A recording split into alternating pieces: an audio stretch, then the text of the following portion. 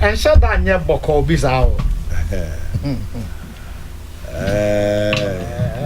You moon papa. David. I pump the cake now. Neman and since same morning near. I turned to a money then a man queen. Emma and Queen. Balumba say a baby as a man that crop. Tia home for Chinia. A biddy beach. I don't know if you're watching. Come with you, so. Mean to me, Miss I said to say. I think, Chairman. Yamo. Yes, Yamo. Na prof say you know him no. Me said that nim no to send him at Macono enim. But me na shia. And penka crabby. Ana me na shia mo fide so. The mommy whom na makoto no ni krum ho so da. Wono ko bi. Makwa ye bi o ha me koto no ho no. Enti me kocha na o hu se maba no na ene masesa. Because on the area Sanya obo no hu dede pa de a whole republic no. Come Sanya nipa binum enim ne se onchiri ye onchiri. Ba bia wo free no. Na nyanwo na o ka kire nyame se mepe ha. So sa wo ho dia me ni se anga American common call. Obia be pese ti ne oba wo no ba bia wo be free no nyame na ahyehye. Ti ba bia do beto obia ese o mo ni ka se nyame na do akọ. O no num kra dia se odim ya me krom me hu map e bebam. Me hu gana bampa ye be ye bebam na eji se dia yet se etrem. Nanso mani je se ho na nyame e de me koto ye.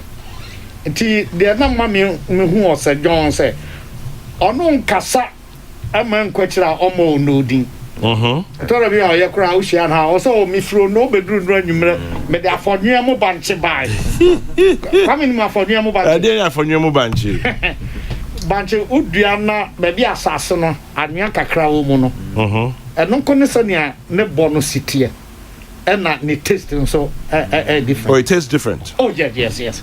A boy yin krukruwa bisa.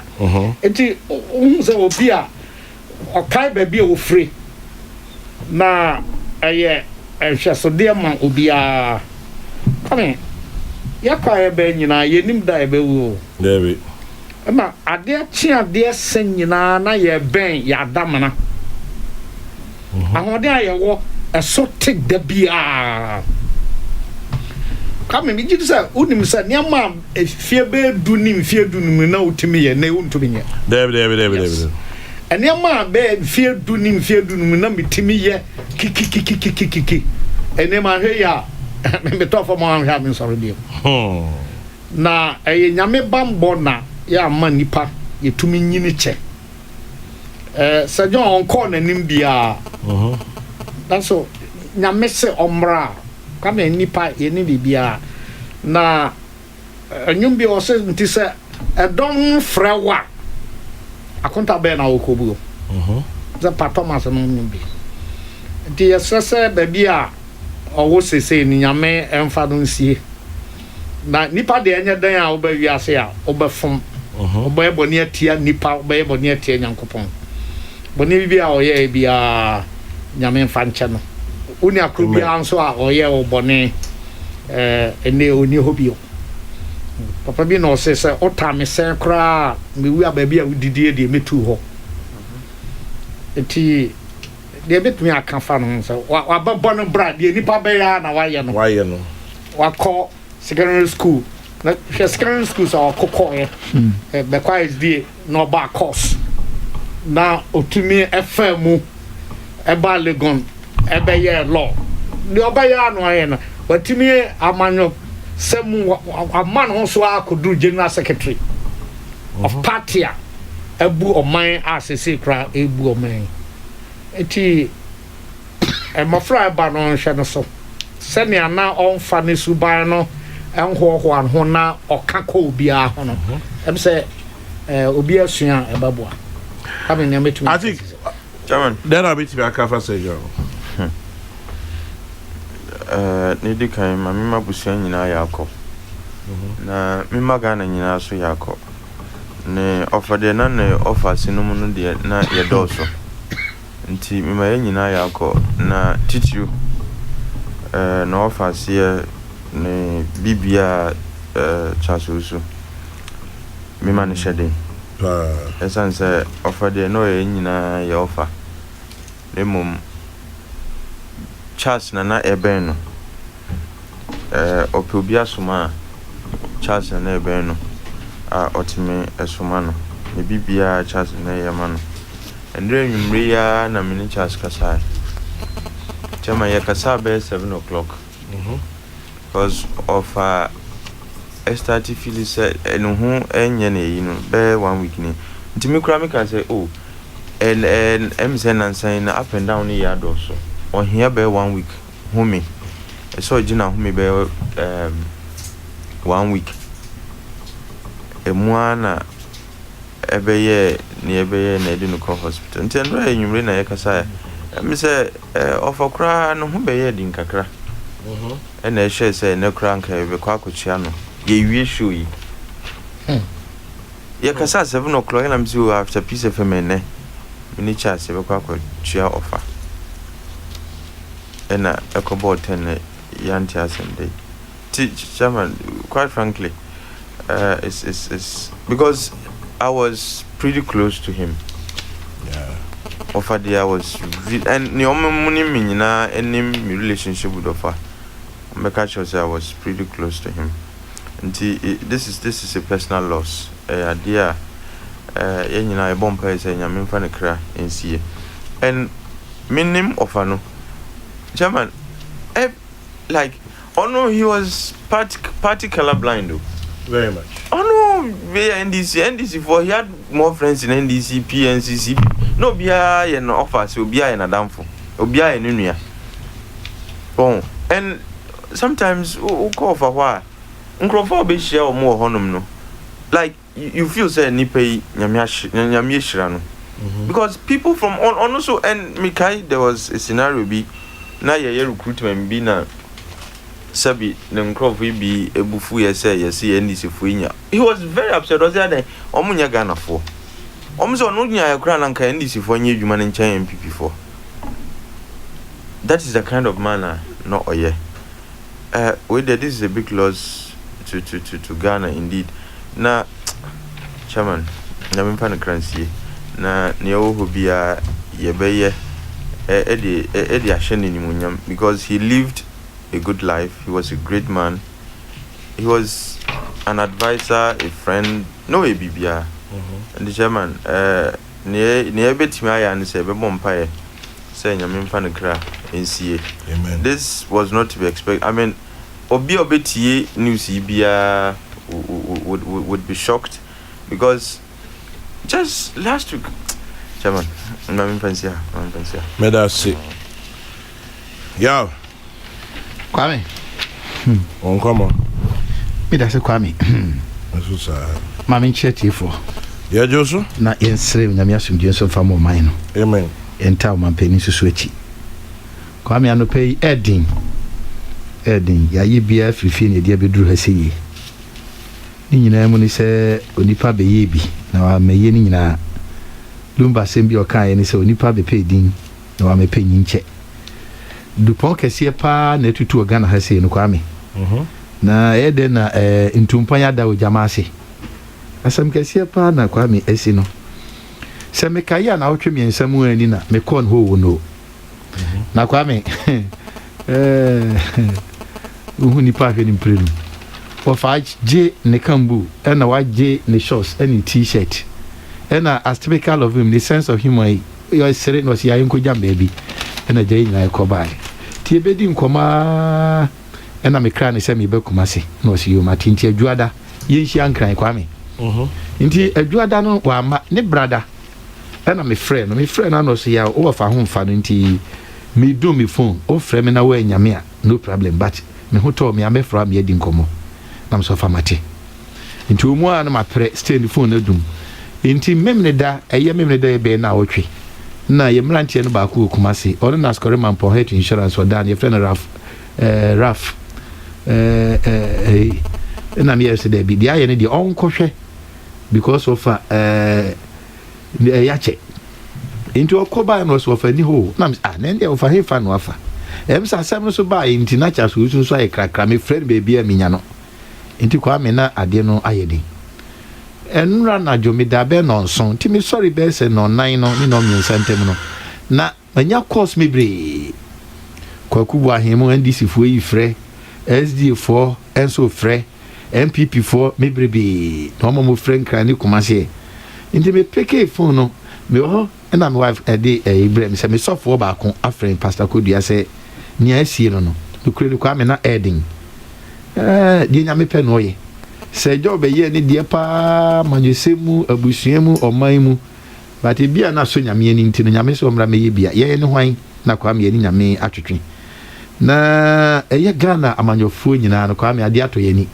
say John wuo enya MPP nko a na enya santeman otu ewonim tuntum enu wonim kokko kwa me say John ayobi a o beje amanyosem emma obo modena etimi ma say ehu say oba masore mu in particular Seventh-day Adventist conservatives kakrenti na yen tampe politics say John mo of our say prempenom Kofi Frimpon na jomu di animu a yenso ehye yen din ide ura politics no obeya ne politics no wanto na sori antwene I can tell you see about ban yimu yi no enipa obo modern pa say bibia na die bibia obedi animu in the name of the party and the church say John oni o say prempa bo modern papa kwame so de no to nchen ya say John obi a enwumasua onya bi pa na so ma enwumasua ani obi a ono so wonim eba fam say de ya ta akwase obi nya esua de koduru ba bia na akoduru pempenso bi no eja professor Jekum ada Roma na ya me unu say de wasua duru ba bia no ni nyira ne so obesum nyame no aso nipa nso wasum nipa ebi ne say John na say John so obi a so ya ne kasa mu na wonim de no he also provided weight and sage adia ba kwa na ye wo elake e political discourse ye biographies ne autobiographies kakra makenkan what the fa obi ti say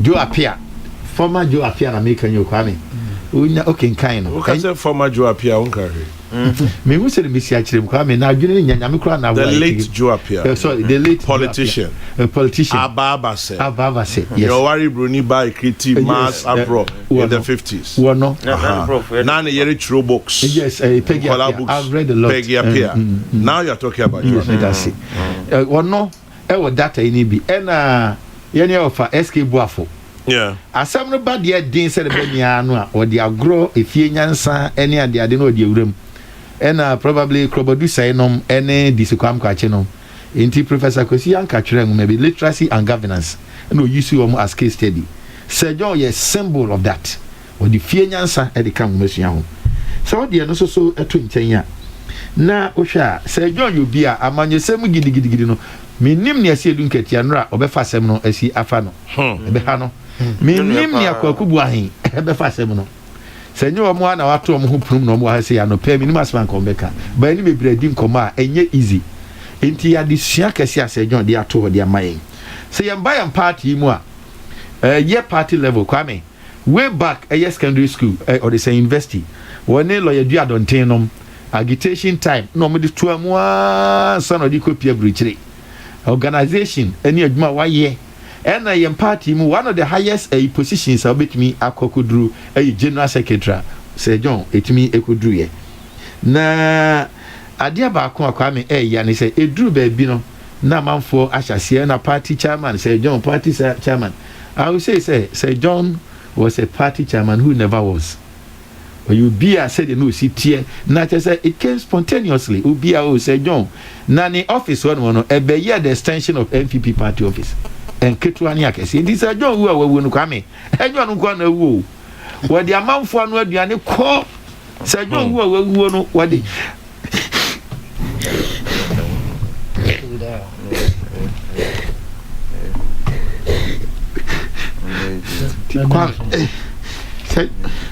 Mami, Metia sepa esi bemen sunsu we dia.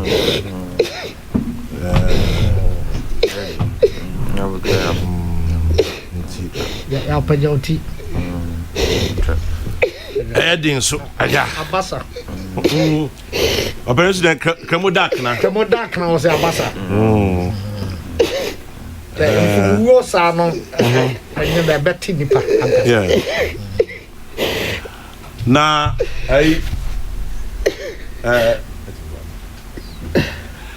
opening almost say afi a sign asian say so a sign yeah the literal be accident but a sign yeah bibia ato a onhwehwe se enkabeba the lorry akwanhia ye sign yeah otehwe a ni baby a honye tra ye sign and afi bi wo ha na niema bi a onhwehwe se beba so ayawdie awerɛhoɔ ɛbasa ne aka so afi bi ɛsan entoma bi kra de sa entoma bi de sa just afi bi o ha wotum sɛ nneɛma a ɛba na nhyɛ da nya kɔnɔ de obɛti bia ɛyɛ ayam hyehye de obɛtie bia ɛyɛ awerɛhoɔ de obɛtie bia na etwa wo nsunum sa afi we de ɛsan ankɔm yie because obi na ebisa me because o hwɛ 2020 yeah, hi, the best sign a free match. A free busume miensa or benim bepin baby away. We are living in a state of uncertainty. So unim the basic channel. Say, come in. A year pa yes say ya. Obianim so oh the record na yes ye. So na make us a massive. What's it? Oh February.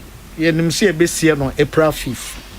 O one ha ebekọ na abaya ka say obia munkoye nkofo bebre a omaye nti na wotwe etwa mu ya ne hu say de ekọ no one ha yenim enne ana ochena esiesie abusuafo bebre a omahwere omadehye obia nim de besi come me no di nkomo ha o kan say me say yare am say ne esiko no eduru be 10,000 bi nanke jina nanke no say a doctor bi aka cho so one here e be do 30,000 yeah so say you do 18,000 okay prof I headed towards 100,000 I say 30,000 at least it is from that point and or know as a medical professional obon say just ade no aginsem come that me tears because I see figures say be nyina onim say beba oh yes now o hwe say the akwame na yesua ye beja yo and no US 24 50,000 US yen de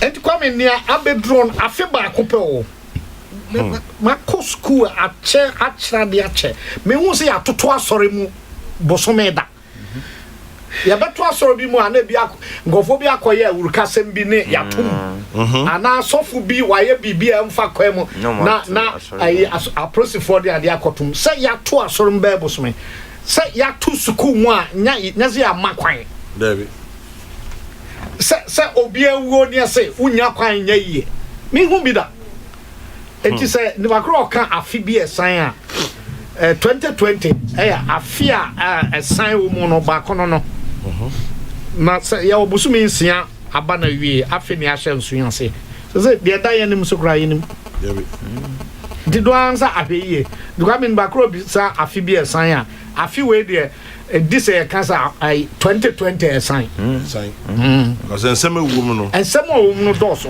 na hwe nipa efifiri mu mo hempo oh mo hai why na adwene se nipa kese be mienu omo boa na atwemi nu ntam abekọ sajon ye aye kan me ba na metie station back on yes ono ne maame nso ne maame ne sister ne maame ne nua ba ana ono anka nkofo baba beja na yie na sanka wa eti sankofo no se ntoma ese omo pefra ne afi bi esan abusuafo no afi bi esan omo hwe ntobi bi ebi ma omo abakwasem wo se afi baako na otwemienu ntam maame ne mamienu edwe say tete ono a yesie na nanka ye kode da omo miensa nyina preko pa na sese ya idem se san ebe because nanka ne maame ne onuaba no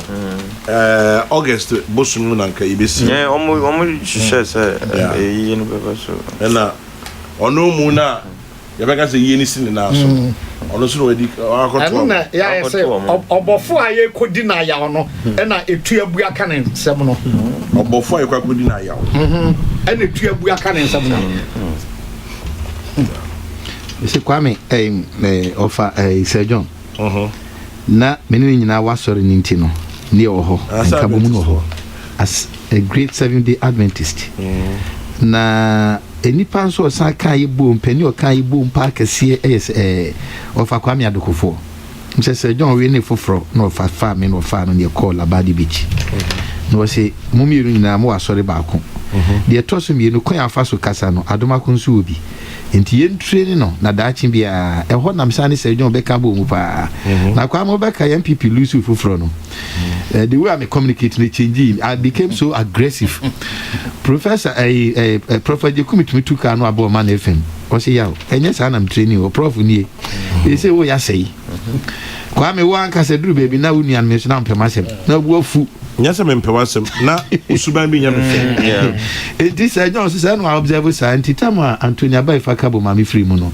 ene e call Christ the King sam na antagonism bi me NDC fo ni ade na ofrem ko nyina baby no se ye krache de di kan Ghana obekọ na Ghana tiase na dem person tiase pa ni se amanyesem se titi ni pantem de emfa bitterness nkasa o de radio mu wi a woni ano no ya sa ne ma no na de o si kasa ye papa no se so yes a de ndi trema o kura ba wi wa amanyesem mu intimesiro woni unia na e kasa o ye Ghana ni o free baby kura nyame ne bo no inti sa ne ma ni free ho since then na mu say yes mpanimfo nyina de o mo kan de kwa mo kan nyina no so in a way eboa ma ne mebi won ma ye twen ho di free ho na memne da me kon ho no yi na volunteer book ready ko jomi e du ko fo mu no na kwa bi she NDC t-shirt o twem no kuta sekan nti Sir John me ni gina soro won ma no se wa atade bra beje no yi 100 Ghana no di ma e komano no man pabo so sha kwa no nye no yi volunteer book mo no di ma no man ko tokuru ba ko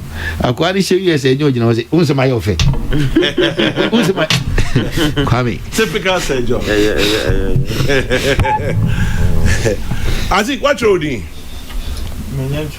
almost first batch no movement no I want to register close to baby amite na me say me come across akoye but on the second thought ebi amen no akra ha but enyen bedroom is here and I think it's even an opportunity yeah monitoring me bo pro me share the way I exercise no as a course no and as a Ghana for nyina ti ase say it's a 43-day exercise enye na wotwe na ede sad intro no ye be tro din no for 43 days. Well, you mean 38 plus mopping up?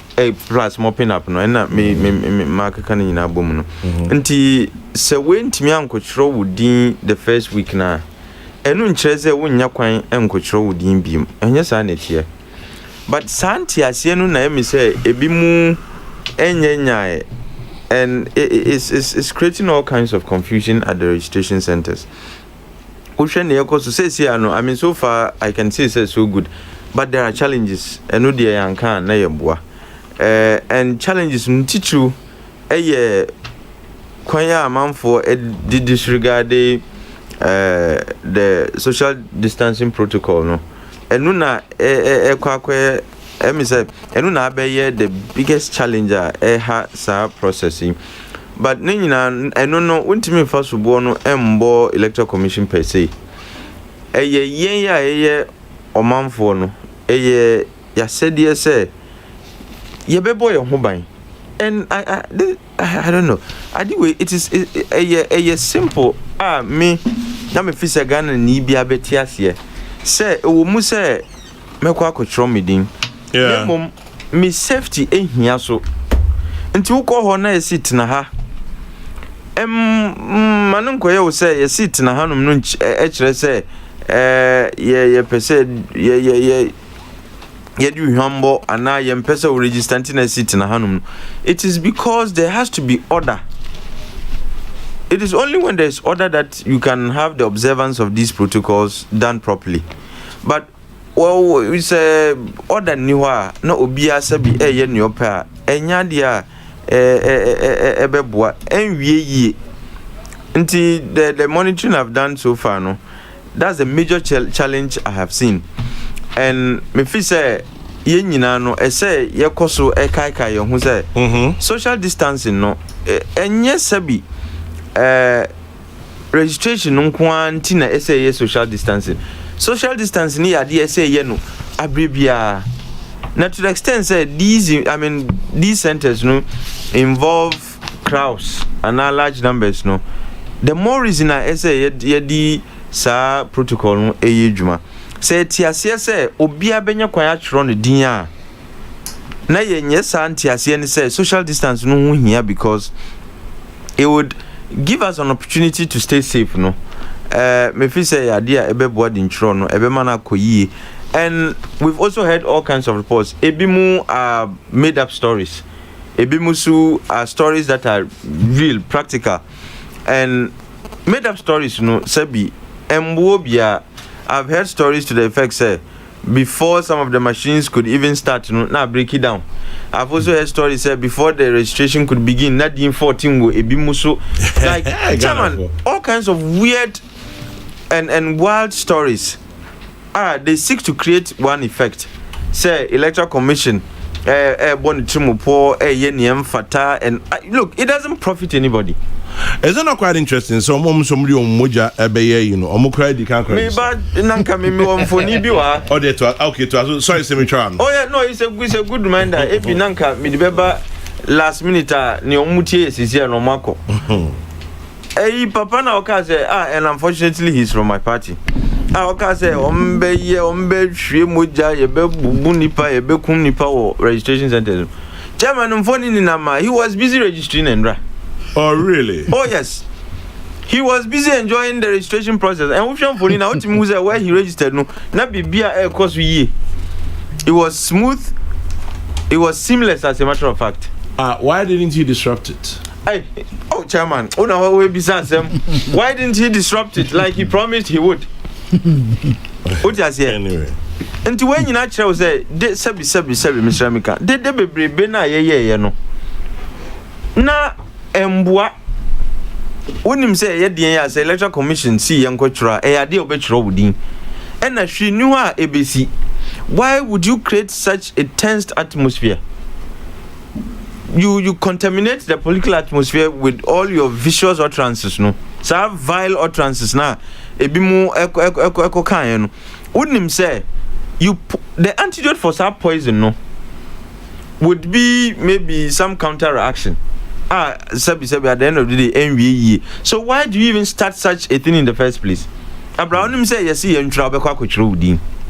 Say see a justification I meet here and say almost say they are registering in order to punish EC and necrophobic. I'm like, whatever you tell yourself to sleep peaceably at night, media and hear me and say the process is ongoing. You can tell yourself, say, oh, me here way to punish whatever you tell yourself to make you feel comfortable and are good about yourself. And no dear and here say, Ghana for you sum or my jatum say Troy. And I am particularly worried about the way I yang registrants, no. Yem far protocols no because chairman that it scares me. And yen to me first born mbo Electoral Commission miti ebi mon complaining say Electoral Commission and check nose masks. Chairman, it's not their job. It's in about nose masks.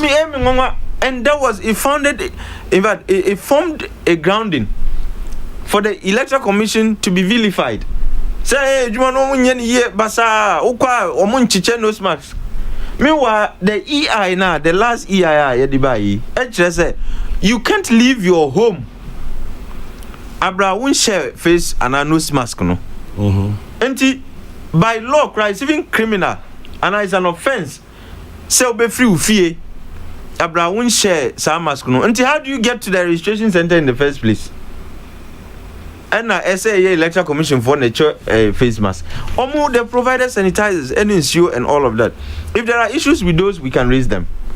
but pass enu wo ho na because when who Electoral Commission branded you can say nose masks nti usi omo nye adwuma ne yie enya de eboa look ya tra the arguments about eye enye ye beye ye nya no ya tra ho sesi ya bedru pempenso a ye register ye nyina ese ye boa na ade no enko yie education no let's not wait me who say people easily get excited over some of the challenges are you who in some of the I can say registration centers to say lack of social distancing. Some people are excited about it because how can you be excited? Chairman, they are because it gives them a talking point. Really? So registration there was chaos. Because people are not observing social distancing. Electoral Commission wants to kill people. Now not much president count. They want to kill people.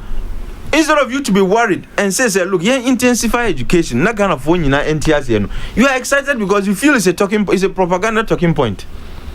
At the end of the day, because sir arguments for and ya traho say ya bedru pempenswa essay ye. Anti ye nyina yamboa na enye ne yie. So that Ghana for ebe ne yie na ye wie so everybody will be safe. But you can't be excited about challenges that are potentially disastrous and are tragic. You can't be excited about that. Say because a man for sebi or more pray, and it is typical of Ghana for ye be bifu frose ya na obia era she.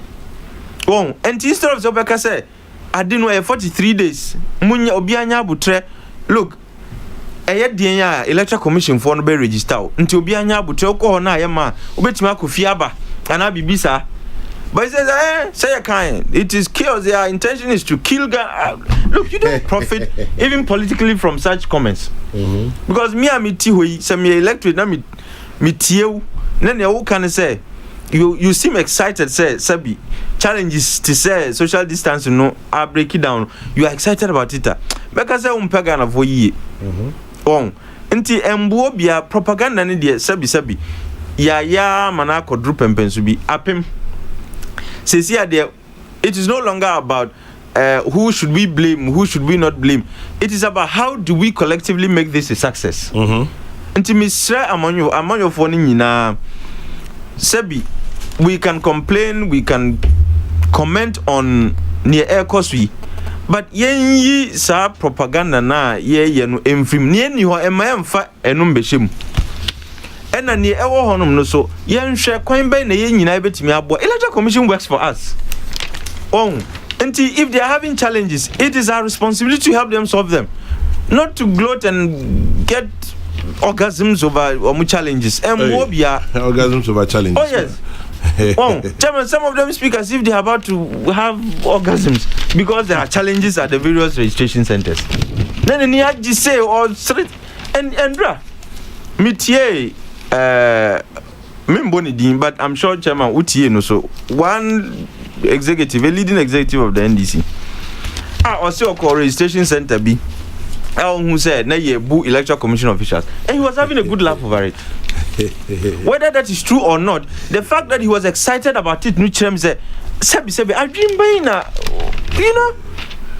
Yeah, Sandy money and Bobia Ghana for registration here.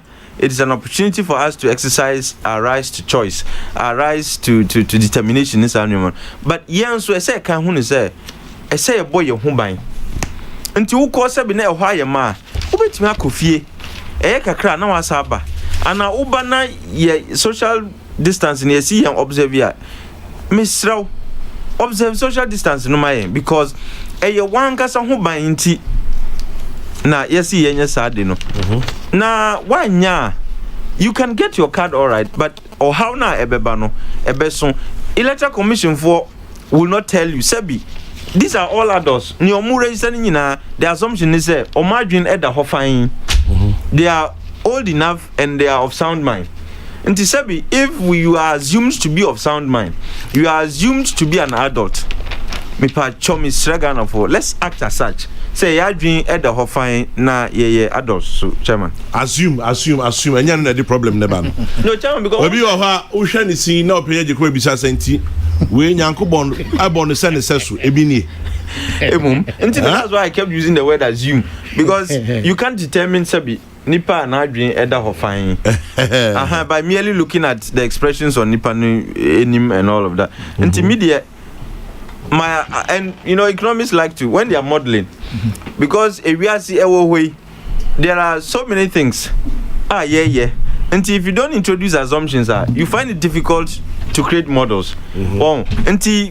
Economists they always make life easier for themselves by proceeding of modeling with assumptions. For example, and this is a popular assumption with all things being equal. So when you hold everything constant, until you might be disrupting modeling, no, until Zawunyaka say all things remaining constant, it makes it easy for you to proceed.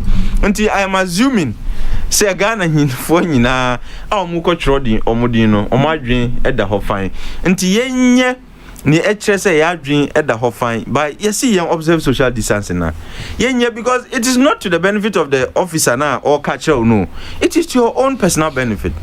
The chairman na politicians this one there is no capital to gain from exaggerating challenges, getting excited over challenges. Obie ni wa ebetimi adani votes amount.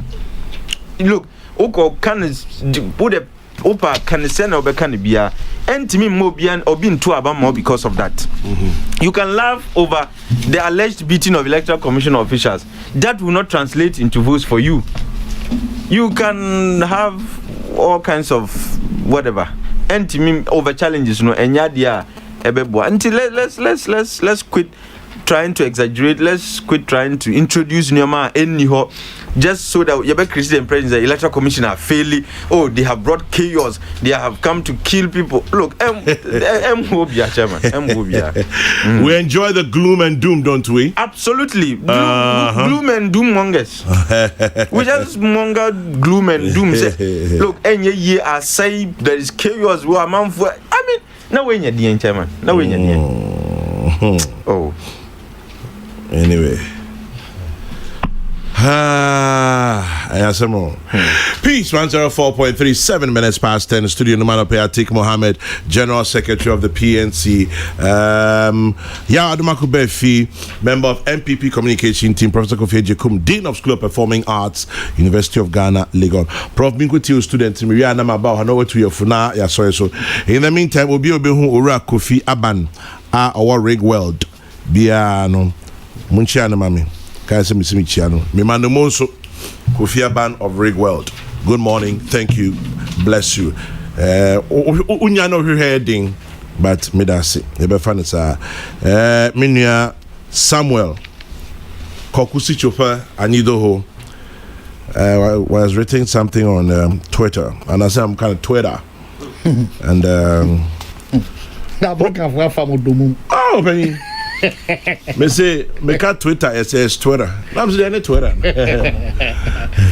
I'm say your students in Bible I'm spelling as a Sanko American English. Oh yeah socialize as some kwana umi the Z be a question baby program no we back with him someone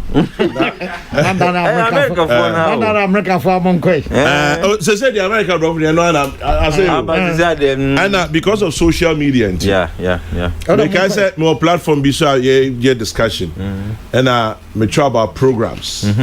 So I did the British spelling, double MES. And a guy back could say, you be old school, pal.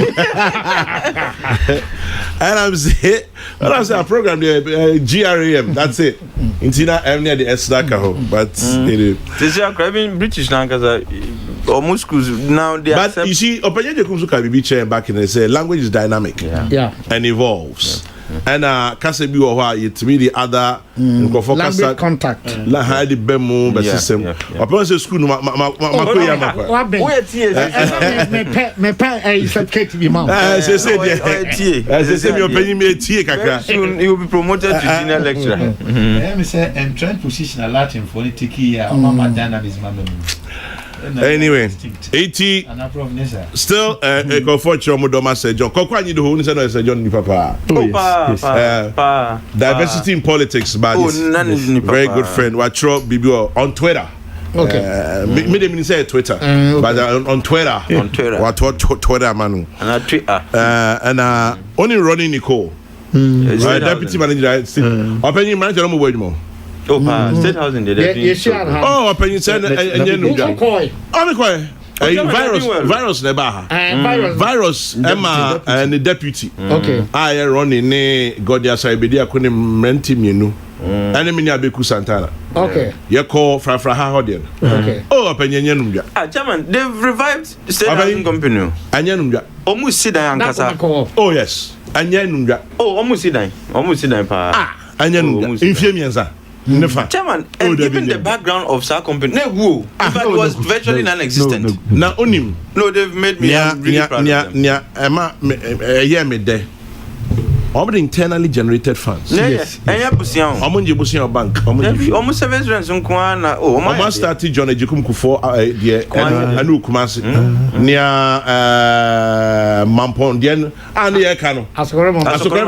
Something say I'm Pampa where you are. Me found and cherry crab. Much year, me found Hosia Babo. I call baby yourself from South Africa.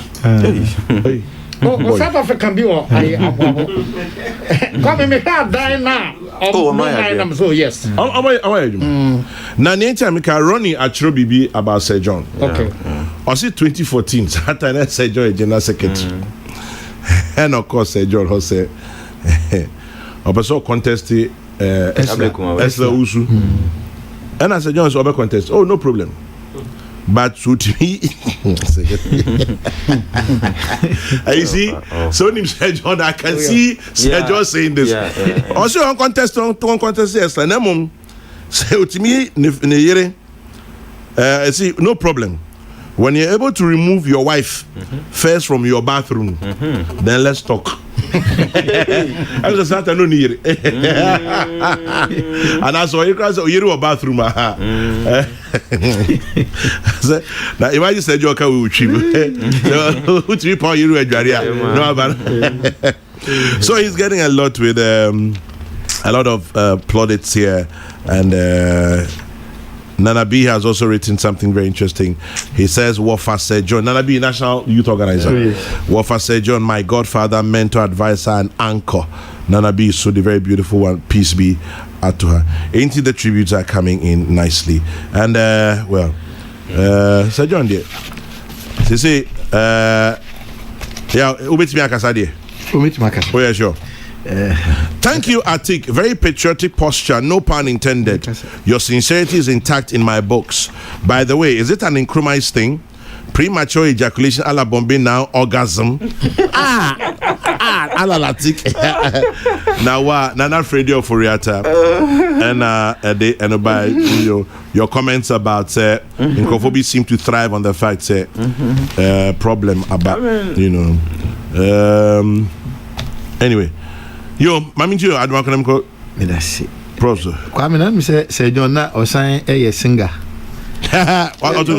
Yes. Oh, okay. Oh, yes, he was a singer. Na oye hymnist or pay hymns papa so. Na enyom ba kwa na Sir John ka pepa. Men kan briefly na men kwasem no so. 7-day Adventist hymn no. Enkeka ho no 36. Methodist for crown so go labor on. Or say for ho din nyina ye dwuma. Fenidie ye waja pedie. Eye kwan ya wura no fa so ensese na ko afa so bi. Second one no so ye question say omo Jeffrey ho. Oh yes, ye nyi ho achinji kra. Say him the Lutherans and Methodist and no yes. But ya ye kakra ka ho. Kwam second stanza no say ye dwuma o mrengu. Efemu ade hwere ye soro mfa so. Se nipa ntie eno nyi wa ya wura no be kanfo nipa ye dien. Miensa no say de chi ho yi ye dwuma. Wiasa na jusumu bantem ye dwuma ohare so. Wonfa ni ha enyi akra.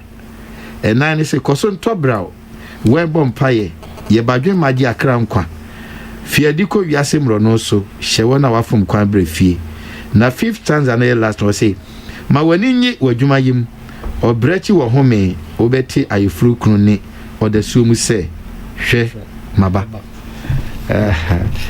Sir John wonu be hie bia when there's a trouble, when there's a problem na be ko bia no o say o kanyo o ye nyina nyum na otuo no manu acheche owre He was ubia aside so unifier no sign you be or sign a kind no you been so ye motivational speaker pa de nyame pe no ye ni ogidie se nyame e de no besie ye kwame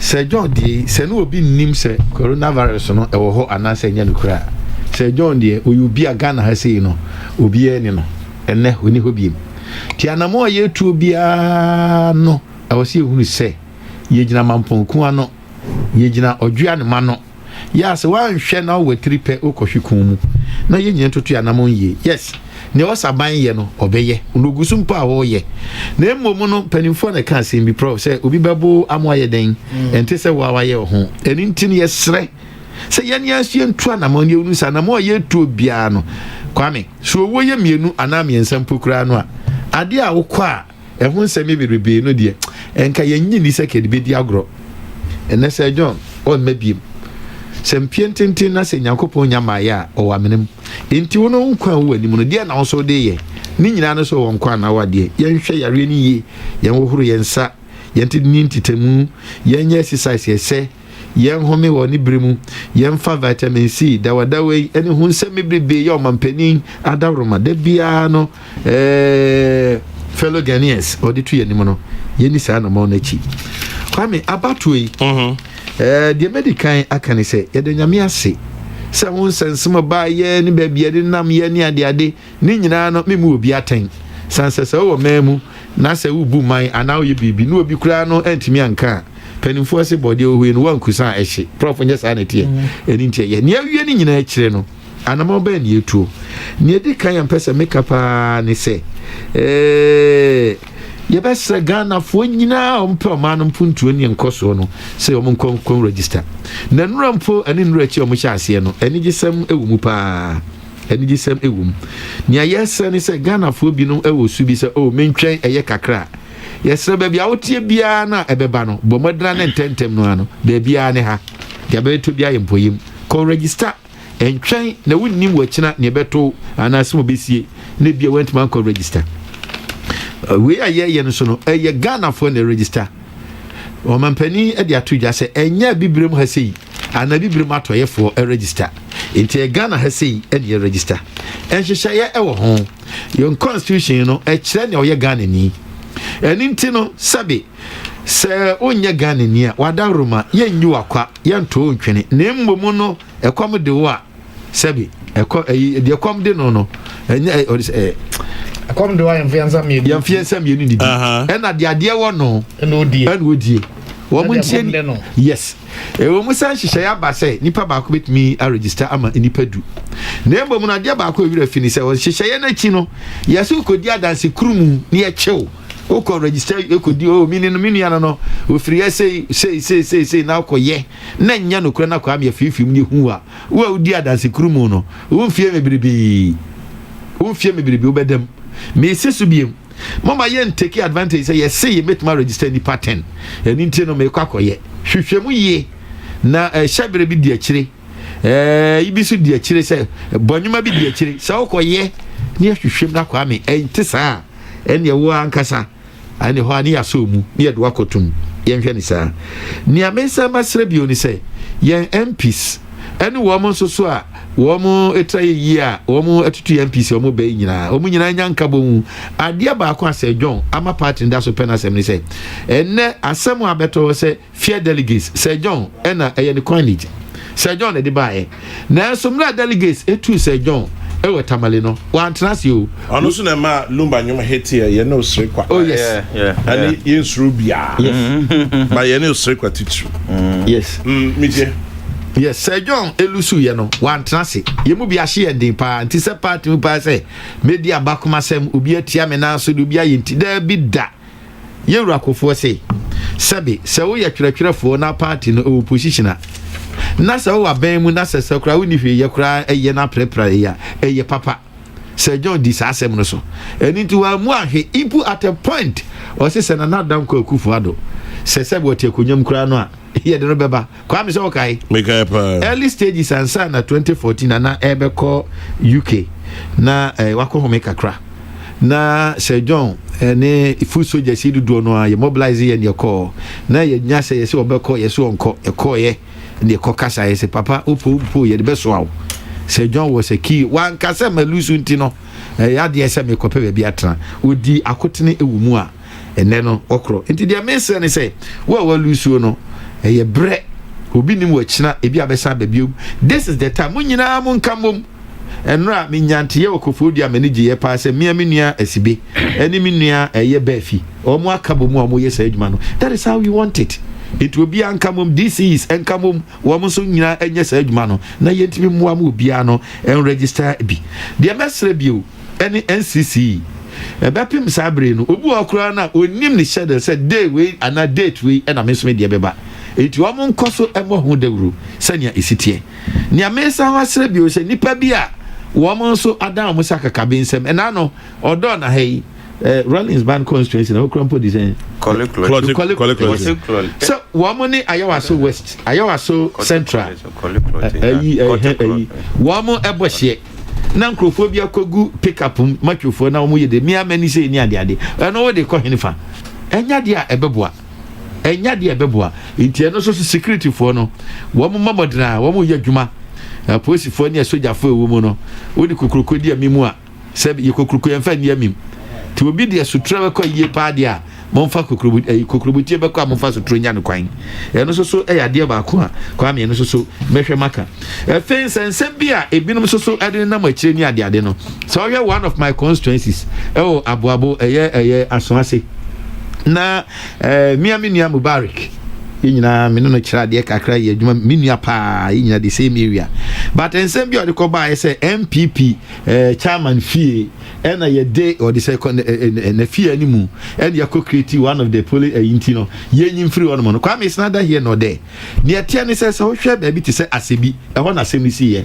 asebi one mo no ba bi e from Adom Sport police station na hon mo no or they say Adom Sport police station ena ye what Market Square na Adom Sport police station no MPP constituency organizer wo hide dan yo enya ni fie e ho na mini akofa bufuo ne yaso fifufuno ne ehunu samenti no e ho na wo mo so hwehwe mu say asebi one ma ba bi from Market Square na NDC chairman ya won so no ne papa o efie mienu ho ne fie ba ko na chi say police station ba ko ho na nim say police station ba ko ho no enti na dia manfo nso ebusa ne say koba ne sa dia police stations thousands of them na cross no so also di akire dia PNC ni bi fie wa ha wobi so cry PPP ni wobi so ye NDP ni enti ene sabe police stations no for respect yenkosi ni nsuo ma na e ho kura so kura no e bi anepo ase o moto aba we no emwa ena na kwa me ne si Asutifi South adie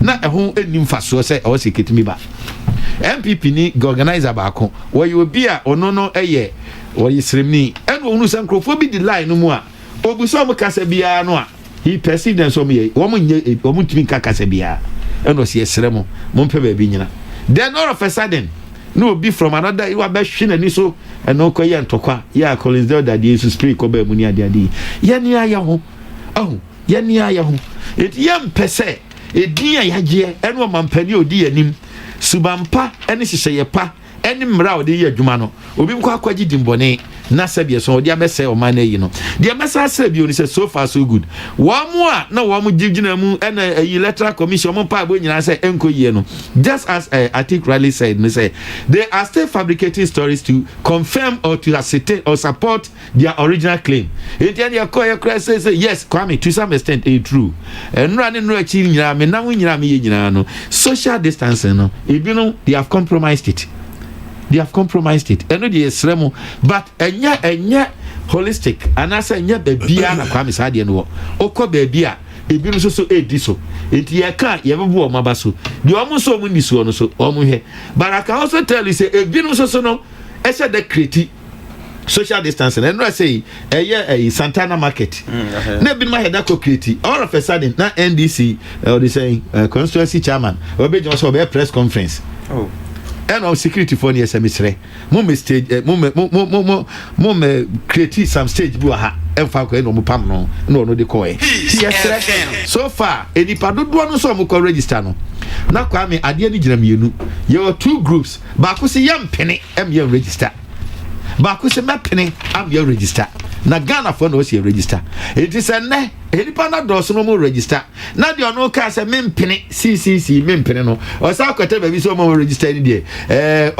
wiase baabia no sɛ nipa dodo register etia ban no a no ɔno ne logic no it doesn't sustain because the omo chen say wasam now can ya the Supreme Court to cry bottle twene ye no say now think I will prevent yen it is yenya kwan dia yes you be register e dia ma na kwa form yes form for nana mate it kwa me wi I plan ni ampesa meka am ye tiase ni say so far so good your national executive your regional executive your constituency executive electoral area obia ye adwuma na Ghana for peace loving Ghanaians eyi omo so hwese o man no o mampania na mompo a otuo no ye be registration and munya ne aboa no they are doing it ye bo obi aba so me da say na prof onim say uta 2 year for say political parties no enkeni si ema nchichemu no koyo tan dabi yes but me bebre no me kasa same way because me bebre no party mpanyifo ni bi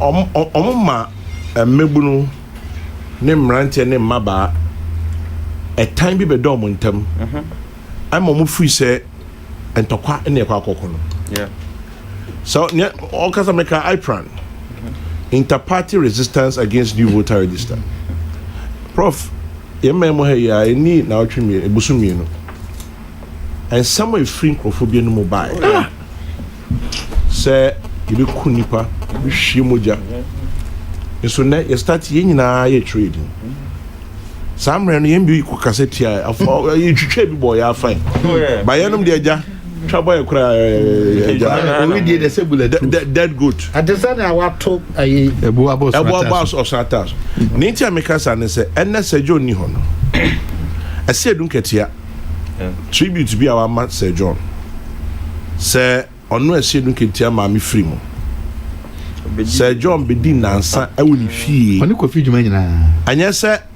oba mpotem ho be pe hotel bi da yes wa ba yie ko da bi anya se wa ba yie so ko oye ne nua preko obedi nansa awuni fie eni ni didi yes eni ni didi sorry anapa dware ne nua like asa obi an ne nua general saying ke chede da bi ni nti ameka sa asem se enne Sir John afrim ana esi edun ketia ade sa asem ya to dwa emrantie ne mmaba na edi amanyofo nachi emu ade edi atem penyimfo mumbo hwe no e kaseti ampanyimfo no we anya disuade mo yes mami wa oh anya disuade mo mo se nipa no prop nipa nsahwe na anya tumi gie nti me ya sure say na Sir John Efrimi Ghana fu nya be dia dance se nipa ba ko a wahwini nua pa eje na mosquito absolutely sa better akra me kai eje na mosquito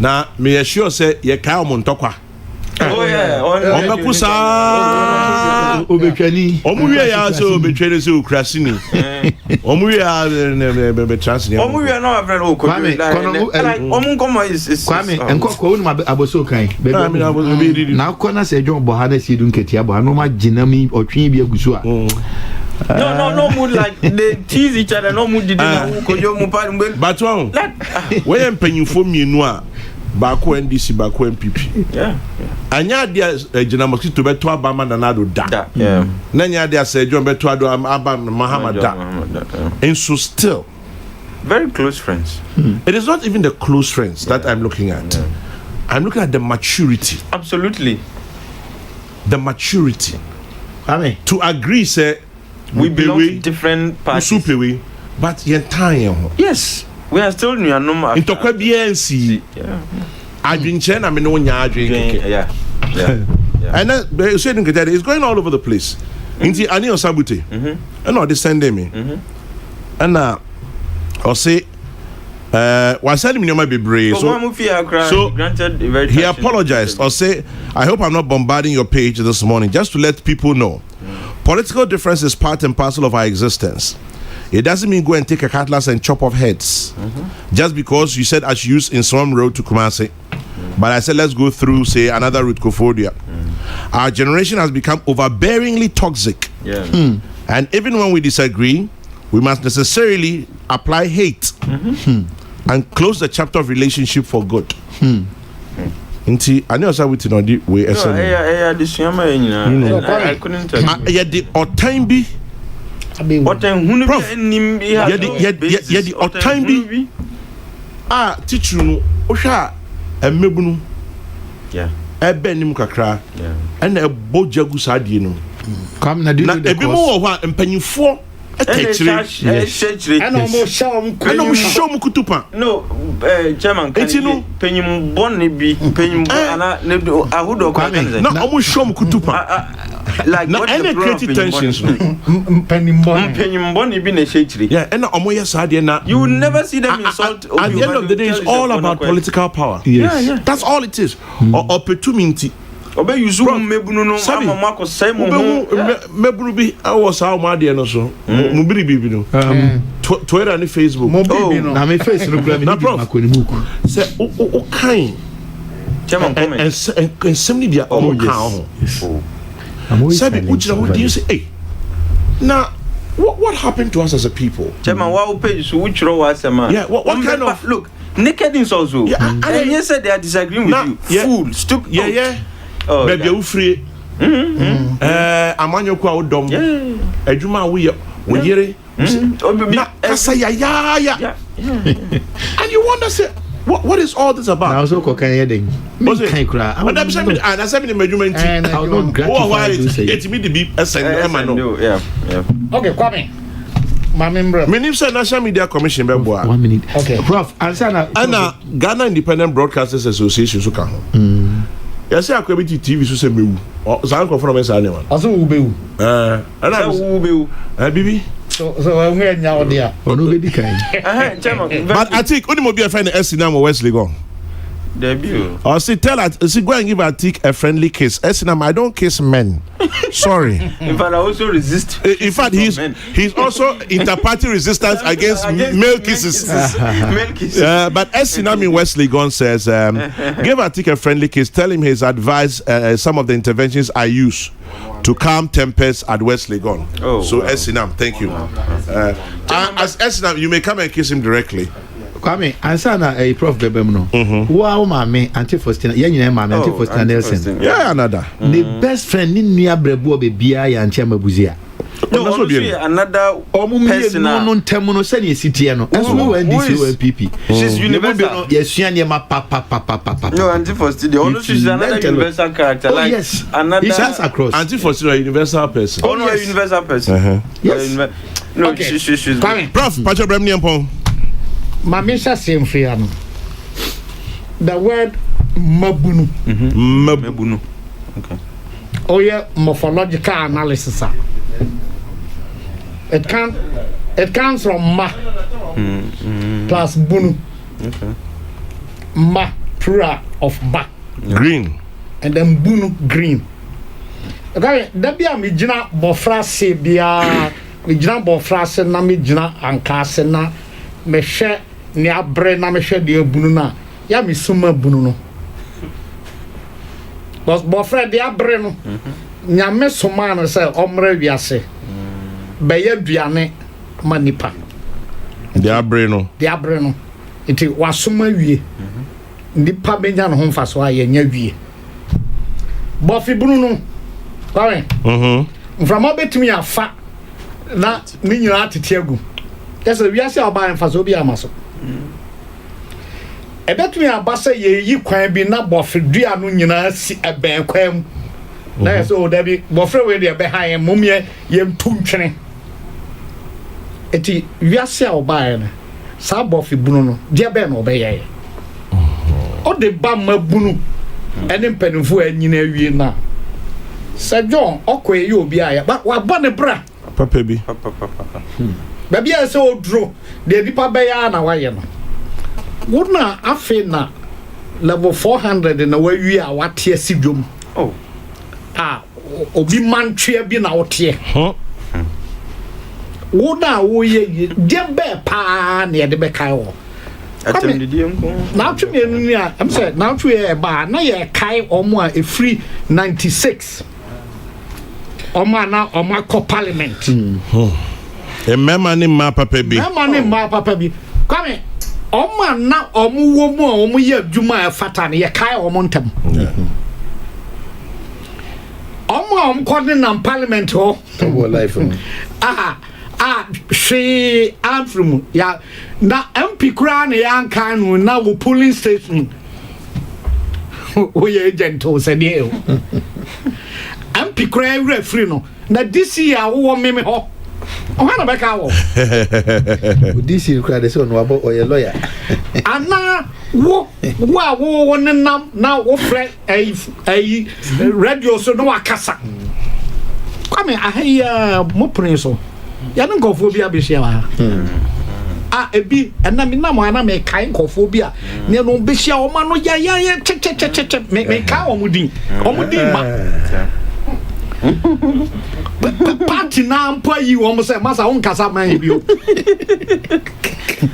wa party o na ya bo wa twere no na party abo wa twere o ma do ye na party den de to bia of ya bo atin say excellent speaker no prophet cannot do of ya party no dey say me nin kofo bia be share very toxic party na kaza we say these are toxics tell omo kasa na me chosi na me show mo say ya say de be pa na mo ji owiase enti yese kwa me ye kasa kire omo se babu na afi na wa ba wiase a wonim wo daate bofi bruna se ono osu no se na me kura anti me bebra me adimin ana se ye begu so come onzo yaso wo so bofra wo so ti say as you take it wo so na de wo hono etie kokko no wunya bibi ante to adwena sa wo so nyina wo so ti is true na wo so e bi o ho a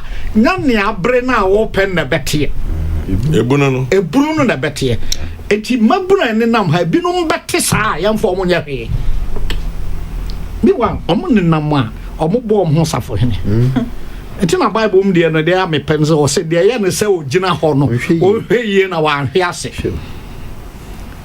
una eye wo se o gina ho nyame de ho nim se o nyina ho wa dwene na penifo na ya o mo ta kire no penibone de wa ma wiase kranka ye penibone cause penibone o se fie so man obo o man o jinipa o yatakra wo jom adenia ensam fata ehye kutupa eti se onyine mu wo nyansa de a ani suahunu anka wo nyine na se nyansa ni suahunu ba ba si panitim na nyansa wo eti kwa me nam we sabia mpreduasa me hu pani a wagimi ana ha me pa prophet another prof 127 this is sabia mpreduasa na prof we dey so to say be kra na still no by no kra kan ya me den isa se ka dodo a wo tra wiase no dodo na ofa niam bi mu no suahunu no dodo na suahunu bi ba mu na dodo na odon sa hyeje mu ama ahye wonti wo ka tra kwara se fa sa hyeje mu na sa wo panimu a odon sa hyeje mu ama ahye oda na kwara bi o na o fa sa hye on fa ne tim mu me yana sampo fa wo trishe mu na kwa me wo ba wi aso ba ye den enti ya besre mai mamu ma amanyosem emframoni esansa amanyosem no ye hu bio kwame me ba 96 free 96 ba matra radio so me ade mama wa ba aban mu ko DC4 MC4 MP sa ma ko ba ko a ma complain prof baby prof em say ya chemu and you hu your money different ka oh yes em so mo mba na say no mu hu e bia ya ekolo it is basa na kiki na mo say basa 1997 ne ya to sa frame call castle in penifo mi no bi cemetery reduce aka asemi hwe 98 years to say frame. My name is former boss Bafu Bonnie. Yeah. It wasn't not yet in Tokwa Asem, but as a futuni mammy no. No one can say. Just say them air conditions and yeah, my man was a cratchy. We should then you we are sis out. Untimin chacha, you can't rubbish be out. But Sabi some puff on their way. Yeah. Open you fool. But you fool. Bebre. Now, oh, near ya nanko for nimnese. Tintin in ya on Srakwetia. Prof. Chesham na binti Nipa obey tentene. Say unyan nuye endru. Say nipa dru baby ana wo twabo. When you dru baby unyini bio. Enti utimu hunu enuafo be miensa na nan a omnyina afiri ma obi wache bi. Yeah. Okay. Na unyan nru tenten ye no. Obi a wo tia no yensre no. Because you never know. It sounds like unnim say ozo be ya tentena. Sana ti o wiase.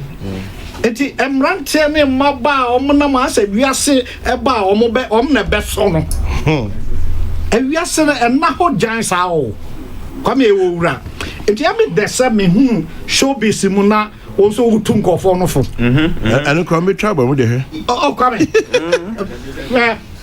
Se usro amane a okrata enra ba animo. David. Enti say e ka kire omo. But say e ka kire mo no omo fa kwame eye e ma omo a. So omo say de e ka no omo gi say omo na wonim de. Ye no e ntete kwafo. Wiase mo bretwam a. Yes yo. Ye bretwam. Enwa ohunu no ho so hwe a e na oda ni tope. I think him tope. David. Okay. Tope enwa kese pa. The big snail. Okay. Kese pa no. Any friend tope. Enwa na nketwa no. No. Na oye nwa na wo be pie atene a. Ngofo be fa wo sesi a. Se hu so wona nam kokoo na se. Tope no se wo ye nwa na wo do ho ahye wura na se. Na omom so mbebo life na omra me entete om to den ho shegura na se na kakrakra na onyini na wa ye kese. It's true. It is oye ababunu na wo pese unyini ye tope a udi mpenumfu achi utie mpenumfu afutuo odi anidie emma nipa odi anidie na se panyifo ye panyif boni a na yende David dog no apani boni de ono ofa ne kwan so a wo ba yirantem don yin enti kakra sa udi mpenumfu achi a na unyini na usua bibi efum enti kwame edi a ye twere se nyase Ghana na ya ma nyosem afraye ni a nke ye ko trading so etuo tum ai ye ko trading na etuo ya nko hawo ye nko kun ebi nyase ayi atwe bi na aba e na obi akuratu ye ko trading gina hodru so ane atwere udi etuo ko prim say and so ya can we nom e kan say anibia na aba anibia aba say e trade ni etutuo na ni nyina ye amanyosem a yakoye ne say asa we nya wiase ni ho bi o ban come baby am kan say me bad linguistics e die de ma me room number 7 96 bepem Sunday what my office ha no wow me ko di DCB a come nka ya ege home yanche me ko ye MP a boso twenka ho afono mo ki apam me dada me ba ye president kura nke mfie mo twe eti enye obia na beba manyosem mu nya obia na be ye MP nya obia na obe ye constituency chairman it is a embraye ni nkaso nti no eduru so na wudi a pejawani hwe yasapon wonum bia o se akwa bia ye fa no ba bi na natade ana ehye no dada no wro de se da ho the train no okoba ye na wa na otwa nani ahwe se dipa hu se ba bi se na me free buy ya ni David Kranso ye bi ba bi se na me free buy ya ebeboa na fe enipa ntitimo no abugina poni ni nua Samuel sane friend so obi awo no ba bi Abu is Samuel. Okay. And back near John. John Abdullahi. Okay. Now we Samuel Abdullahi. Back on MPP. Back on NDC. What is the day here on mother? They are better to be I am for you. Yes, I for Mafu. Me am a professor. Now, Kuzianka. Professor Kuzianka. Kojo Yanka. Only Kojo Yanka.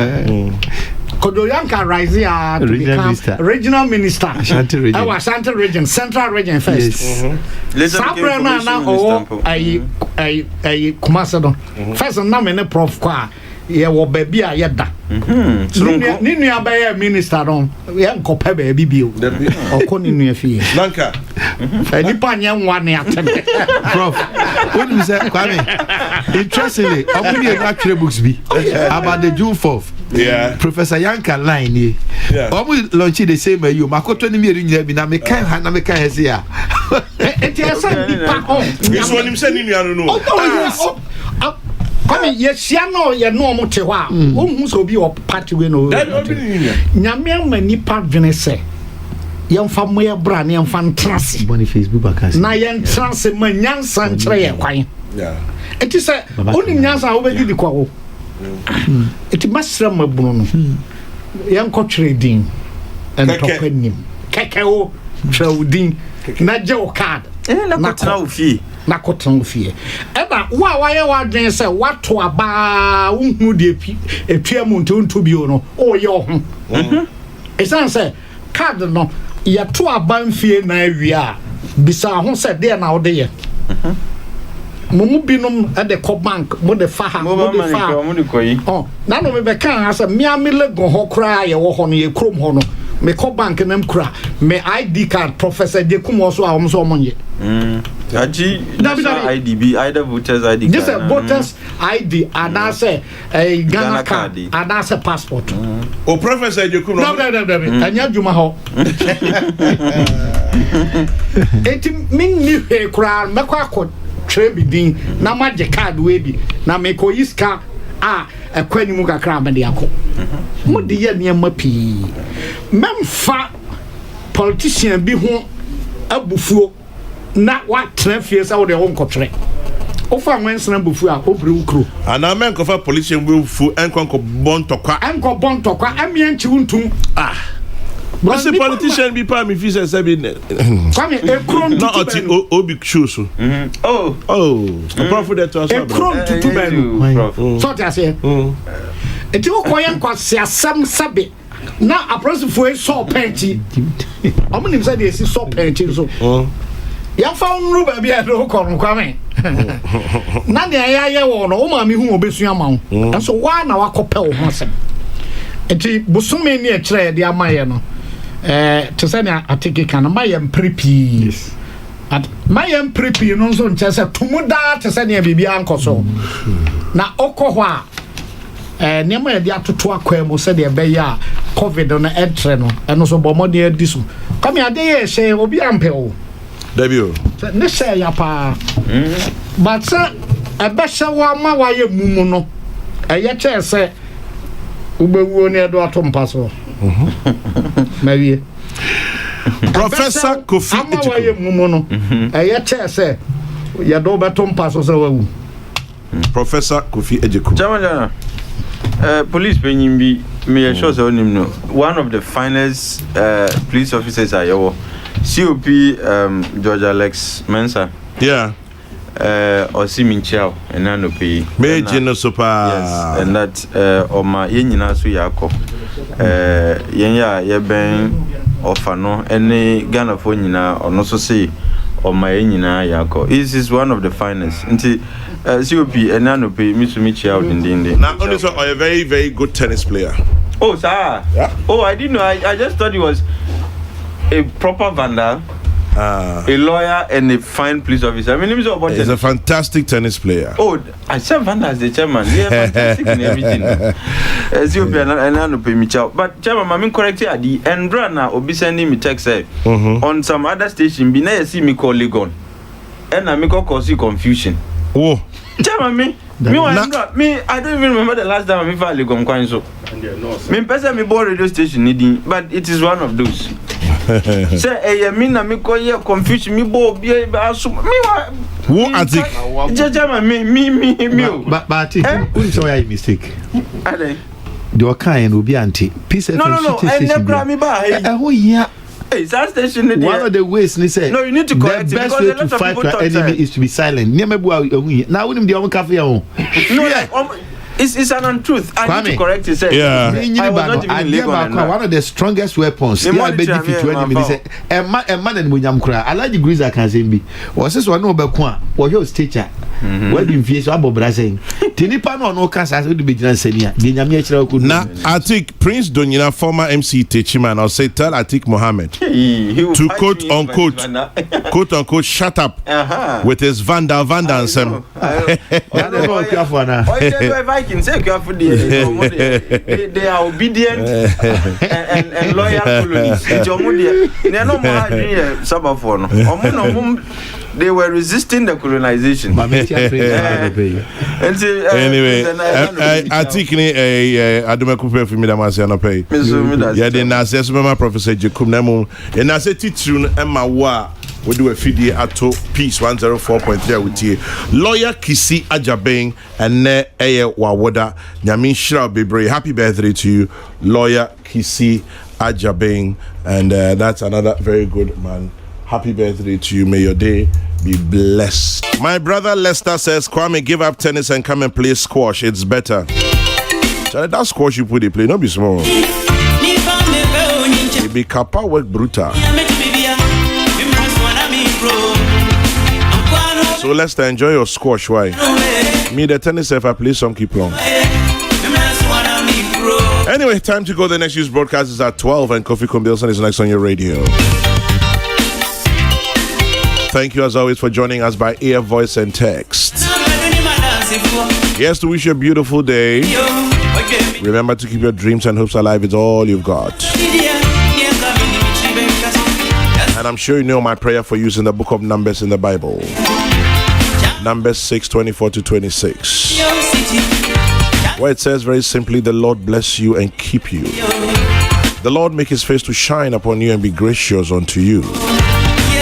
The Lord lift up his countenance upon you and give you peace. It's my prayer for you, my listener. And so when you stop to say a prayer, say one for me too. It's a tough word out there, but God deal with it. God bless. Good morning.